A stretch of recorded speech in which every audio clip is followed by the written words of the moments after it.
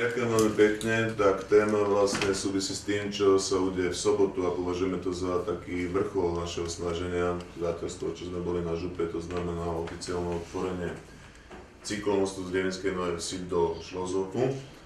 Tak existuje tam ešte jedna pomerne dobrá správa, že sme sa dohodli na tom, že vyznačíme 37 km nových cyklotrás v rámci Devinskej Podravy.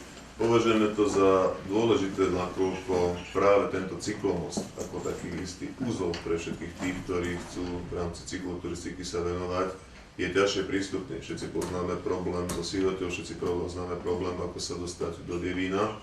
Tak aspoň takáto náhrada, že v rámci tejto chránenej krajinnej oblasti budú prístupné vlastne cyklotrasy a umožňuje nám pripojiť sa smerom na Devinskú Novú Ves, je vlastne to, čo ponúkame vo veľmi krátkej dobe. Myslím, že na jar 2013 už tam tie cyklotrasy vyznačené budú. Samozrejme, bol tam problém ten, aby tieto cyklotrasy rešpektovali vysoký stupeň ochrany, ktorý v tomto území platí. Došlo tam nakoniec k dohode, máme všetky platné povolenia a toto vyznačenie teda bude realizované. Ja si samozrejme uvedomujem aj tú vec, ktorú opakovane hovorím, že vtedy je problém vyriešený z hľadiska cykloturistiky alebo cyklodopravy ako takej, pokiaľ sa tady dokážu dopravovať rodiny s deťmi. Nie je to úplne trvalé riešenie, keďže je to kopcovitý terén a je to pomerne fyzicky náročné.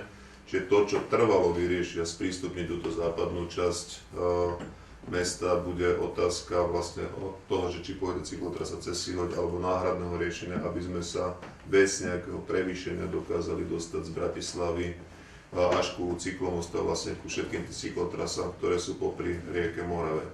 Ale na druhej strane aj tieto cyklotrasy samotné, ktoré budú vyznačené, to sprístupné či pre Karlovú Ves, Dubravku a samozrejme Devinskú Novú Ves, ale aj pre Lamač, ktorý opakovane signalizuje, že má záujem sa pripojiť na túto magistrálu popri rieke Morave a má záujem vlastne využívať túto lokalitu ako taký isté miesto pre oddych, pre turistický ruch. Keď si pozriete tú mapu samotnú, tak zistíte, že práve Lamač je kľúčový preto, aby sa to zasa prepojilo s tým, čo máte pod Karpatami samotnými. Ja by som k tomu chcel vyjadriť veľké poďakovanie, že práve vyšší územný celok má ozaj takéto kľúčové ciele, aby sme pre cyklistov jednak tých aktívnych, a toto je práve trať, to je pripravená pre tých aktívnejších a pre rodičov s tými deťmi, ktorí sa chcú dostať do Šlozhofu cez tento most, ale samozrejme aj ku tým tratiam, ktoré sú popri Morave,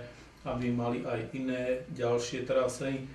Sú pripravené tieto projekty, ale dnes hovoríme teda o tejto, ktorá je už schválená. Ja som veľmi rád, lebo ku kultúrnemu domu v Dubravke z Lamača ozaj máme relatívne veľmi bezpečné prepojenie a je to aj pre tých rodičov, ktorí majú takých trochu aktívnejších už chlapcov a aj dievčatá, aby mali možnosť vojsť do trochu iného prostredia. Musím povedať, že v Lamači ozaj máme to šťastie, že sme rovno pod Karpatmi a od nás štartujú mnohé trate, či idú na Kačín alebo trošku ďalej do Karpat. A toto prepojenie pre ľudí, ktorí prídu cez Karpaty a majú na pláne trošku také aktívnejšie, dlhšie trate, je to veľmi dobrá správa, že sa môžu dostať bezpečnejšie na nové zaujímavé trate.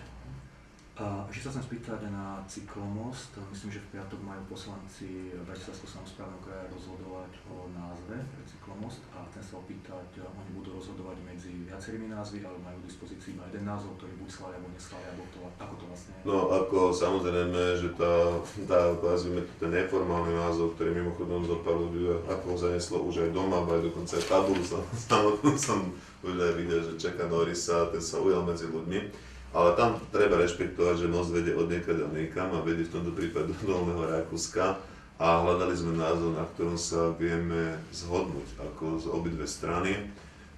Ja poviem tak, Dolné Rakúsko navrhovalo pomerne konzervatívne názvy typu Most Márie Terezie, čož keď sa na ten cyklomost prejdete, to nie je úplne najvhodnejšie vzhľadom na to, aký to má tvar, ako to vlastne, ako to ľudia tam cítia. Nakoniec sme došli k takému názvu, ktorý aj istým spôsobom vlastne reflektuje na to, že to je cyklomost, aj istým spôsobom reflektuje na to, že to prekračuje bývalú železnú oponu a ten názov je Cyklomost Slobody. To je to, čo budeme v piatok na zastupiteľstve ponúkať. Ja pevne verím, že tam nájdeme širokú zhodu. Lebo ak tak neformálne, keď to chcete vedieť, a práve podmienujeme s tými bikermi sa pohybujete, tak ako už len samotný názov Cyklomost, hej, že to je taká vec, ktorá sa používa ako už názov ďalší neformálny teraz, tak preto Cyklomost Slobody.